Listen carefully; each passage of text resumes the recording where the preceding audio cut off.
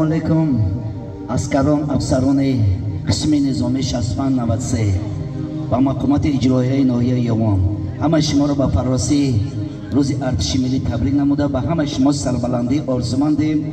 با تشبث جمشید جان به اینجا حضور آمدیم. از نام جمشید جانم به شما عمر دراز زنده باشین. سرود اول در وسط تاجیکستان، بعد به رقص بازی. ما در خدمت شما، سرودای ما بهر شما.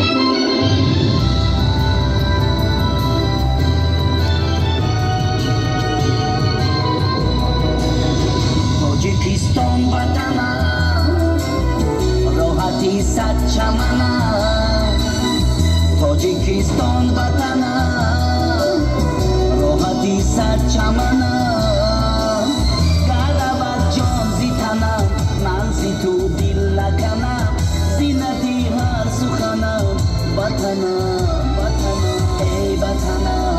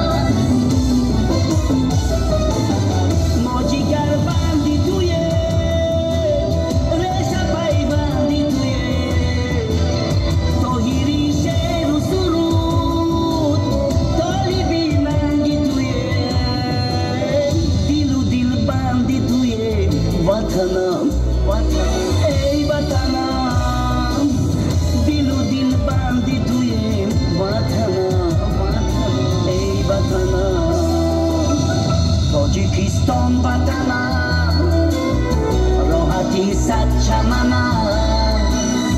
تاجیکستان وطنم، راحتی صد چمنم. گرود جان زی تنم، من زی تو دل نکنم.